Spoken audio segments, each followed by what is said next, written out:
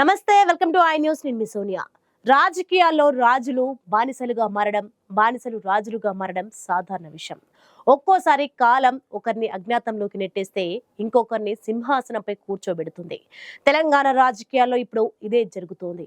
దశాబ్ద కాలం పాటు తెలంగాణను పాలించి ఢిల్లీని సైతం గడగడలాడించిన ఒక ఉద్దండ పిండం ఇప్పుడు తన సొంత ఫామ్ హౌస్ లోనే మౌనంగా ఉన్నారు. ఆయన ఎప్పుడు బయటికి వస్తారు? ఆయన తిరిగి వస్తారా?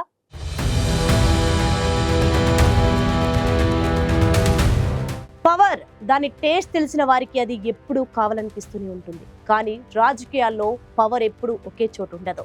తెలంగాణ పాలిటిక్స్ ఇప్పుడు అదే ప్రూవ్ చేస్తుంది. కేసీఆర్ ఈ పేరు తెలంగాణ హిస్టరీలో ఒక సపరేట్ చాప్టర్. తన మాటలతో, తన గొంతుతో తెలంగాణ ప్రజలను ఏకం చేసి ఒక సపరేట్ స్టేట్ ని సాధించారు.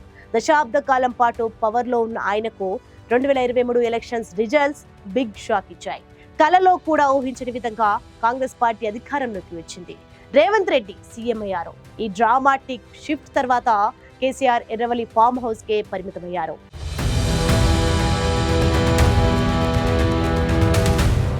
ఈ రెండేళ్లలో ఆయనకు అనేక షాక్స్ తగిలాయి. ఫస్ట్, ఆయన కూతురు కవిత ఢిల్లీ లిక్కర్ స్కామ్ లో అరెస్ట్ అయ్యారు. అది కూడా ఒక బిగ్ బ్లో. ఆ తర్వాత కారుష్యం ప్రాజెక్ట్ వ్యవహారం ఇప్పుడు సిబిఐ చేతులకు వచ్చింది. సొంత పార్టీ ఎమ్మెల్యేలు కూడా కాంగ్రెస్ లోకి జంప్ చేశారు. రెండేళ్లలో బీఆర్ఎస్ పార్టీ గ్రాఫ్ పెరగకపోగా మరింతగా తగ్గింది. సీఎం రేవంత్ రెడ్డి కూడా దీనిపై సెటర్లు వేశారు. కేసీఆర్ ని ఎందుకు అరెస్ట్ చేయాలి, ఆయనకు ఆయనే సెల్ఫ్ ఇంప్రిజన్మెంట్ చేసుకున్నారు అని మీడియా ముందు ఓపెన్ గా చెప్పారు కేసీఆర్. ఏప్రిల్లో జరిగిన పార్టీ ఫౌండేషన్ డే తర్వాత పబ్లిక్ లోకి రాలేదు. దీంతో కేడర్ లో కూడా డిమోరలైజేషన్ మొదలైంది. సార్ బయటికి వస్తే బాగుండు, ఆ కిక్కే వేరు అని కేడర్ కూడా భావిస్తుంది. అయితే కేసీఆర్ బయటికి రాకపోవడం వెనుక ఒక స్ట్రాటజీ ఉంది అని పొలిటికల్ అనలిస్ట్ చెప్తున్నారు. రీసెంట్ గా కేటీఆర్ దీనిపై ఒక క్లారిటీ ఇచ్చారు. కేసీఆర్ కి ఎప్పుడు జనాల్లోకి రావాలో తెలుసు, సరైన సమయం వచ్చినప్పుడు వస్తారని అన్నారు.